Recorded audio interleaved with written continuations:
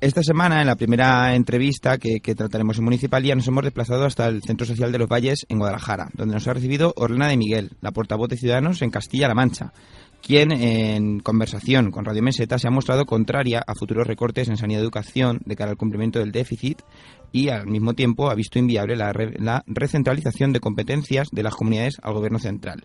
Sobre los pactos de investidura, mantiene que Ciudadanos ha sido lo suficientemente duro en su negociación con el PP, pero lamenta que la aritmética no les permitiera ser más exigentes al no sumar, junto con los votos de la formación conservadora, una mayoría absoluta en el Congreso.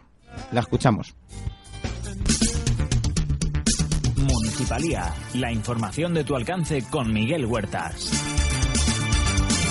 Estamos con Orlena de Miguel, la portavoz autonómica de Ciudadanos en Castilla-La Mancha. Muy buenos días, Orlena. Señora de Miguel, gracias por atender a Radio Meseta, gracias por atender a Municipalía.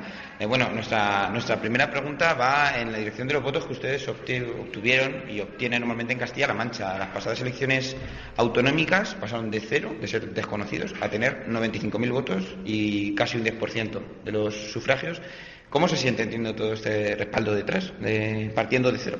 Hombre, pues muy bien, sobre todo por eso, porque partíamos de cero. Realmente se nos empezó a conocer fuera de Cataluña unos 6 meses antes de las autonómicas y municipales.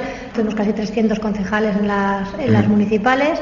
Estuvimos a punto de entrar en las Cortes. De hecho, antes de la reforma hubiésemos tenido 3, creo recordar. ¿Hay alguna alcaldía de Ciudadanos ahora mismo en Castilla-La Mancha? Sí, en Guadalajara ahora mismo tenemos una, aquí la de Galápagos. Sí. Hace la semana pasada estuve en Chinchilla de Montearagón, en Albacete, sí, que tenemos una alcaldesa, de hecho es la primera alcaldesa que hay en Chinchilla. Vale, la primera ella. Alcaldesa mujer Sí, que hay en Chinchilla. Y luego una alcaldesa de Ciudadanos. Y contenta con la gestión, imagino. Pues bueno, la alcaldesa acaba de tomar posesión, la pobre, porque era un turno. Sí, porque era o sea, están un pacto porque se rotan a mitad de legislatura. Se rotan cada año, hay una alcaldía. O sea que ahí, yo tengo muchas esperanzas puestas y mucha confianza en la alcaldía de Agapita, que es la alcaldesa de Chinchilla. Bueno, y el pasado mayo 95.000 votos a nivel autonómico, casi un 10% de sufragios, pero como has comentado antes, fuera de las Cortes regionales. ¿Cómo se hace política fuera del Parlamento? ¿Alguna recomendación para Pedro Sánchez? Yo para Pedro Sánchez mejor no le recomiendo nada, bastante tiene con lo suyo.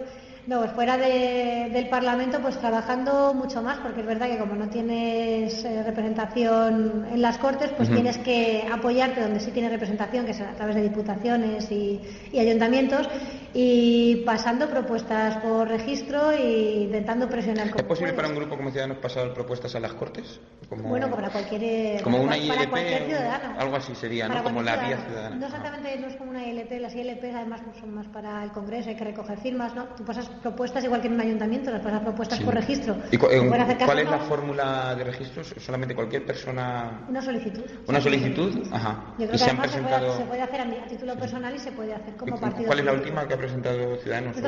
En las Cortes todavía estamos esperando a presentar, presentamos enmiendas a los presupuestos y estamos esperando a ver qué pasa con el gobierno. Con el gobierno y con el apoyo a presupuestos. Para ver qué hacemos, pero realmente tenemos unas cuantas cosas, pero claro, estamos esperando a ver qué pasa con los presupuestos y qué pasaba con el gobierno. También teníamos esa incertidumbre. Para ver ahora con la ruptura. Para ver también cuál iba a ser también el techo de gasto, cómo se van a ir planteando los presupuestos, y a raíz de eso, pues, porque nosotros no queremos hacer propuestas al aire, nuestras propuestas son constructivas y basadas en algo. Entonces, cuando tengamos la documentación, haremos una propuesta. Entonces serán propuestas, ¿no? De acuerdo. Y luego también usted fue diputada en el Congreso por la provincia de Guadalajara en la 11ª legislatura, que fue la breve legislatura. La breve. Cosa mala suerte. ¿Cómo calificaría esa experiencia en el Congreso esos meses? Bueno, pues fue muy interesante y muy intensa, sobre todo. De negociaciones, imagino. De negociaciones. ¿Estuvo usted al tanto, porque en Ciudadanos realmente 40 diputados no es como un grupo tan grande como el del Partido Popular, imagino que todos participarían en negociaciones con el Partido Socialista? Teníamos un grupo de negociación, que además el que se veía siempre. Sí, siempre delante de las cámaras. Sí. Y luego yo tenía la comisión de servicios sociales y discapacidad, también hubiese estado en esta legislatura en la de infancia, entonces yo he estado en la mesa de negociación de servicios sociales, básicamente con el PSOE. Pero vamos, fue simplemente atar flecos y reunirnos con con la sociedad civil, ¿no? Y con las plataformas de infancia, las plataformas de dependencia, etcétera. Ahí la negociación realmente estábamos bastante de acuerdo en muchas cosas, entonces no fue complicado. Digamos que eso fue bastante fácil, bastante suave. Y después, que se ha hablado mucho, sobre todo estos días, después de la entrevista también de Pedro Sánchez el otro día en Salvados, ¿cómo fue ese mínimo contacto que hubo con Podemos? Que llegó a haber reuniones, luego creo que llegó a haber una reunión a 3, pero no sé, fue, pues eso, un ratito y ya se cayó. ¿Cómo fue eso? O que puede, aunque no estuviera ahí en la reunión, pero... No, pero estaba Ajá. ¿Qué podía percibir de esos mínimos contactos a 3? Y pues ¿como una posibilidad real o nunca hubo una posibilidad real de un pacto en esos 3 partidos? Nos sentamos siempre con la esperanza de que haya una posibilidad real de llegar a algún acuerdo. Lo que percibimos ahí en esa reunión concreta fue que algunos llegaban solamente para hacerse una foto e irse, hacer una exigencia que sabían que no se podía mantener, porque en esa mesa vino Podemos a decirnos que el pacto que habíamos firmado, bueno, solamente hablaba el Partido Socialista, no nos habla a nosotros, que rompiera ese pacto con nosotros y pactase con ellos. Entonces, pues claro, ahí se acabó la negociación, ya estaba firmado ese pacto con Ciudadanos. Entonces, pues lo que percibimos, pues que, vamos, sobre mi experiencia con ellos es que realmente con nosotros no quieren hablar. Yeah. Entonces, pues ahí se acabó, es digamos. difícil negociar con alguien que te desprecia directamente, no te ve como un adversario, sino como un enemigo. Entonces, así es muy difícil. Y luego, por ejemplo, hablando de la representación a nivel nacional, tenían 3 diputados, usted uno de ellos, pero después en las elecciones de junio, por poquitos votos, pero se quedaron con ninguno de los 3 que había, que eran las provincias de Guadalajara, Teruel y Albacete. ¿Qué reforma plantea Ciudadanos? Ahora va a tener, digamos, van a tener que hablar, va a tener poder en el Congreso, va a haber legislatura, se planteará este problema. ¿Cuál será el planteamiento de Ciudadanos en materia de reforma electoral para que haya más proporcionalidad, se entiende, en las elecciones generales? En el pacto que hemos hecho para la investidura el del Partido Popular. Que en el Partido Popular se incluye además como irrenunciable esto, y lo han aceptado el Partido Popular, que si bien es cierto que cualquier reforma en la ley electoral en la LORE tiene que ser con una amplia mayoría. ¿Tiene que contar también con mayoría en el Senado? Tiene que contar con mayoría en el Senado, pero Senado. Bueno, o sea, en teoría la tendría, porque la abrumadora mayoría en el Senado la tiene el Partido Popular. Pero, ya claro, necesitan en realidad la del Congreso también. Sí, así que, y realmente el Senado, pues también nosotros no entendemos cómo está planteado el Senado ahora, y por eso planteábamos... También incluye la reforma político-electoral, también claro, incluye el Senado. Bueno, que eso no nos lo han aceptado en un principio, pero bueno, es una cosa que habría que abordar, porque todo lo que llega... ¿Cómo funciona el Parlamento? Cualquier cosa que se lleva al Congreso se puede aprobar o no aprobar. En el momento que se aprueba, pasa al Senado. El Senado tiene que dilucidar si lo aprueba o no. Si el Senado dice que no, vuelve al Congreso y el Congreso puede volver a aprobarlo. O sea que realmente el Senado ahora mismo es una cámara de dilación de cualquier reforma, de cualquier propuesta legislativa. Nosotros creemos que hay que reformarlo o eliminarlo, y lo hemos planteado en programa electoral. ¿En el acuerdo con el PP final en qué se quedó? ¿En una reforma? En una reforma. En una reforma en el sentido de darle más utilidad. No, darle la utilidad que en teoría tenía en un principio en la Constitución, que es una cámara territorial. Entonces digo, si es una cámara territorial, perfecto. Pero como cámara de dilación que tiene ahora no le vemos mucho sentido. O de ocupación, sí, vamos a buen entendedor, ¿no? Pocas palabras bastan. Es decir, pues, la reforma electoral, la que hemos planteado que se tiene que hacer, nosotros queremos hacerla más proporcional. Nosotros teníamos una fórmula que es parecida a la alemana, la de los Länder alemanes, que sí que asegura esa proporcionalidad y esa representación directa. Pero es verdad que como hay una reforma que tiene que ser con un consenso, además en un Parlamento que ahora mismo es muy plural, pues no vamos con una idea fija de querer imponer nada. Nosotros vamos con la idea, el objetivo, que sea más proporcional, porque ahora mismo evidentemente no está funcionando como debiera funcionar. Vamos a plantearlo en una mesa de negociación con todas las fuerzas y a ver qué documento sale de ahí. Genial. Y luego en Castilla, a nivel de Castilla-La Mancha, ocurrió algo parecido que les ocurrió en junio en las generales también, casi un 10% del voto, pero ningún diputado en las Cortes. Con la anterior ley electoral, si los hubieran obtenido, 3, creo que Podemos haber obtenido más, o sea, hubiera sido menos bipartidista en las Cortes, en ese sentido, hubiera habido más pluralidad. ¿Cuál es su propuesta para reformar, ya que es el compromiso también de Partido Socialista y Podemos, que cuenta con mayoría en las Cortes, en teoría se podría aprobar? Sí, en teoría sí. Bueno, la anterior igual no era perfecta, pero la excusa que puso la señora de Cospedal para reformar esta reforma que era el ahorro, ¿no? Eran motivos económicos. Se supone que eran motivos económicos, pero realmente lo que merma la representatividad, y se quieren aducir motivos económicos, hay muchísimo alrededor donde recortar que no es la representatividad. Bueno, nosotros entendemos que si no volver a la anterior, sí alguna fórmula consensuada que no merme la representatividad de las provincias pequeñas, como por ejemplo son Guadalajara o Cuenca, que tienen menos población y que realmente se ven muy poco representadas dentro del Parlamento regional. Nosotros, cuando haya una propuesta, nosotros haremos las enmiendas pertinentes o las negociaremos. Si nos llamasen para negociar, como en algunas cosas, en algunos así decirlo, institutos aledaños como el Instituto de la Mujer, a las Cortes, sí nos han llamado porque quieren saber nuestra opinión sobre temas que se están llevando a las Cortes. Nos gustaría también, si pudiese ser, formar parte de esa reforma. Formar parte de esa negociación simplemente. ¿Y también estarían a favor de devolver el salario a los diputados, que se les suprimió? Hombre, es que yo creo que un trabajo, para estar bien hecho, tiene que estar remunerado. Evidentemente, porque si no, si le dedicas solamente tu tiempo libre, porque nadie vive del aire, no sé que seas un rentista maravilloso, te haya tocado la lotería, pues el tiempo libre tiene los problemas que tiene, pues que o lo tienes o no lo tienes, y entonces no puedes estar representando a los ciudadanos como deben. Otra cosa es que se ha exagerado un sueldo, que eso se podría discutir, o todo lo que hay alrededor.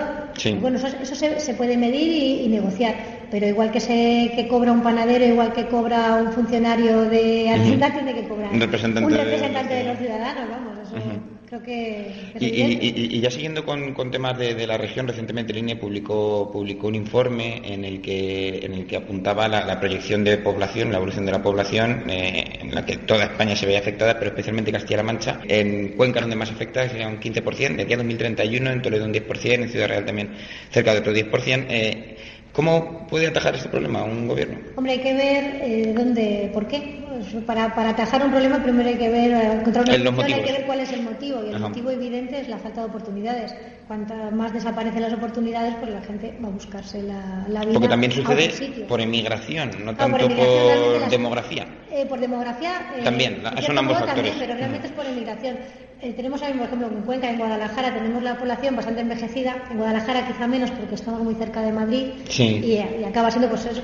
Todo el corredor de Linares y demás se alimenta mucho de la actividad de Madrid. La población está envejecida porque las personas mayores venden sus pensiones y no tienen que buscar esa oportunidad y se quedan en sus pueblos.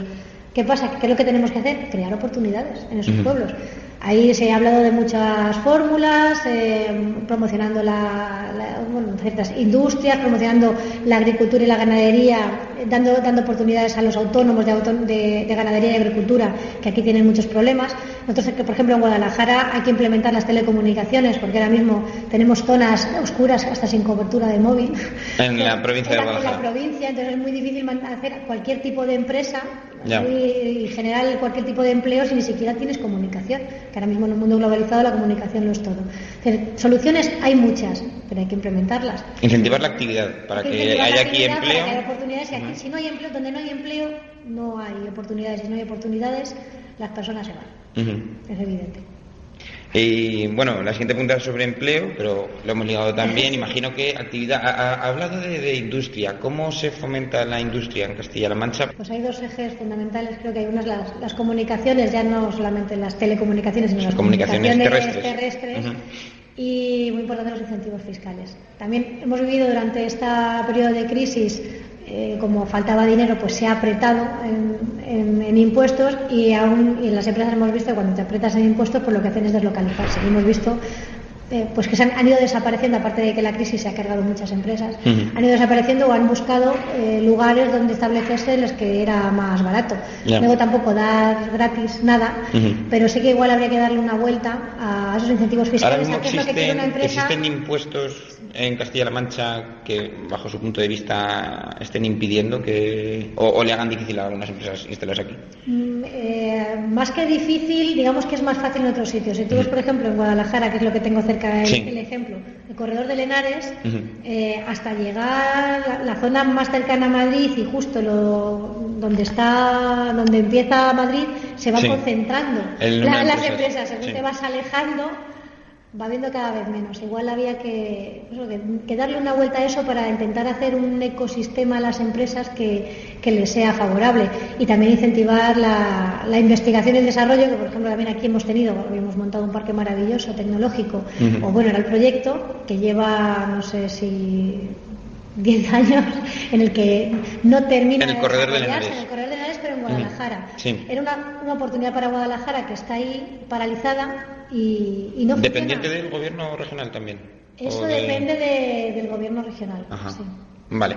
Y luego, además, existen otras competencias en la comunidad autónoma, sobre todo sanidad y educación, que son las que mayor presupuesto abarcan, que fueron muchas las que sufrieron recortes en la anterior legislatura, que después tenían que aplicar las comunidades autónomas.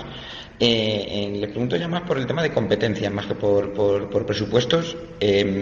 ¿Estarían dispuestos desde una delegación territorial, como es la suya mismo, de Ciudadanos Castilla-La Mancha, a recentralizar competencias sanidad-educación, por ejemplo, si se le pidiera desde Madrid? Es que es muy complicado, o sea, el deshacer el camino andado es muy complicado, la recentralización de competencias. Nosotros creemos que se tiene que poner un techo a las competencias, eso sí. Una vez está muy bien que la competencia de sanidad, la competencia de educación, pero que haya ciertas cosas que sean iguales para todo el Estado español, porque sobre todo si no estás mermando la igualdad entre unos y otros. Por ejemplo, en educación no pueden enseñarse cosas distintas en Castilla-La Mancha, en Castilla-León y en Cataluña, porque entonces lo que estás invadiendo esa igualdad de oportunidades entre los niños. Van a saber unos una cosa y luego si lo dejamos solamente a los gobiernos autonómicos, puede que haya lagunas que tengan esa competencia ya va a estar mermada, ¿no? entre nuestros hijos. Sí.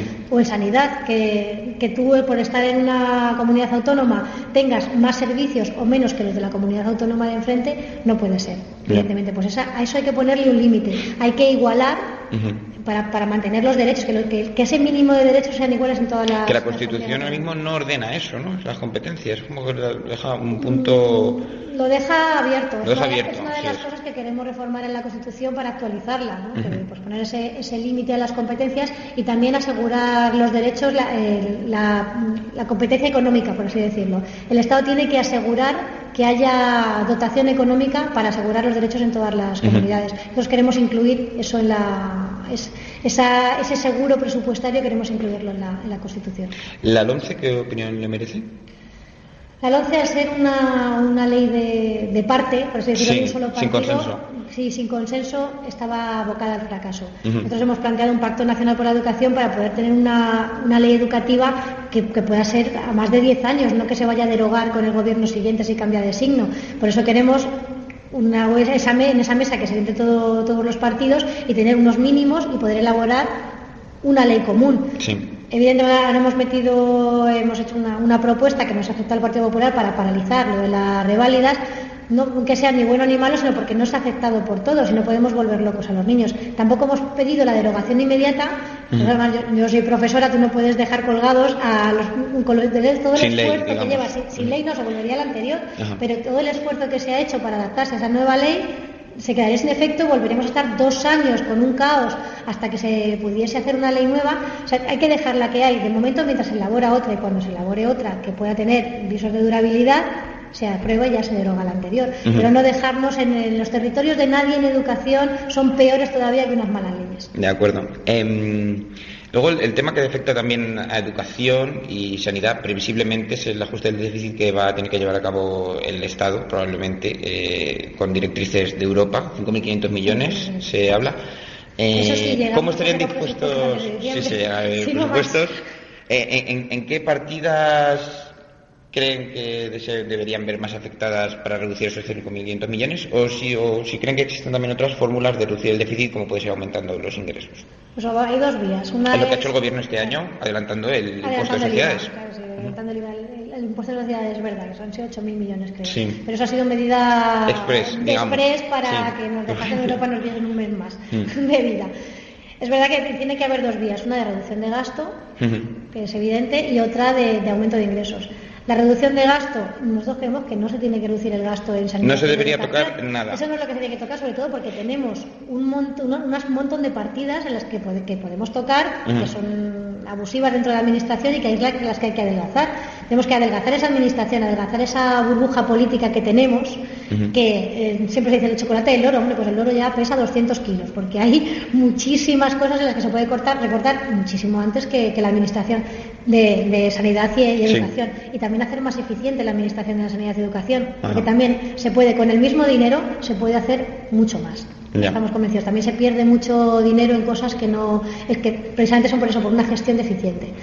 Y por otro lado, el aumento de la recaudación de ingresos. Nosotros hemos pedido, por ejemplo, que en esa amnistía fiscal que se hizo, que en el Parlamento se aprobó que una amnistía fiscal al 10%, ¿no? Que pagasen los defraudadores el 10%, y luego por decreto y rápidamente fue un 3%. Pues mira, a lo mejor no el 40% que tenían que pagar, pero sí ese 10%, que lleguen a ese 10%. Estamos peleando, nos lo firmaron, que estamos peleando para que se pueda hacer, porque además prescribe, creo que a finales de noviembre. Entonces, eso es una de las cosas que pelearemos hasta el final, porque es mucho dinero que se puede recaudar.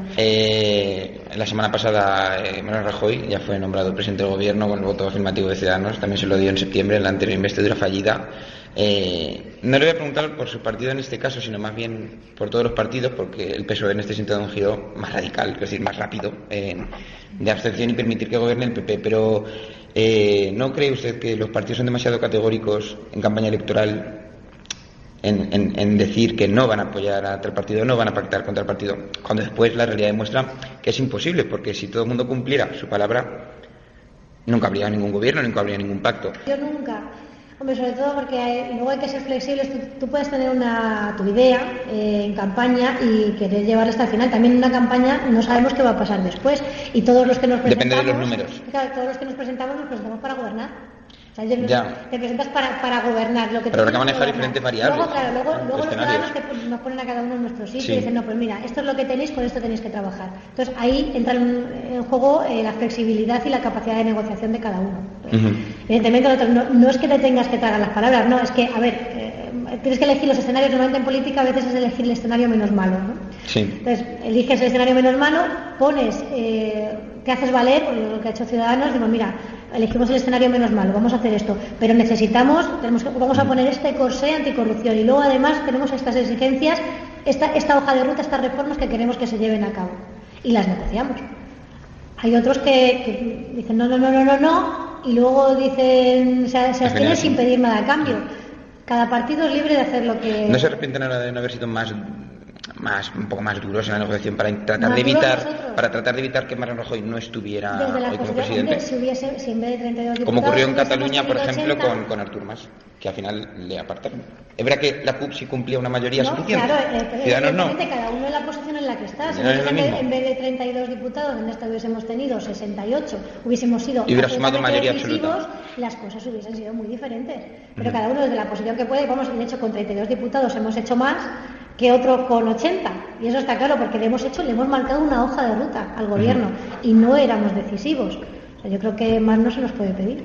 Bien, pues muchísimas gracias, señora Miguel, por atendernos aquí en Radio Meseta, y espero que pronto vuelva a haber otro encuentro con la Radio Municipal de La Puebla.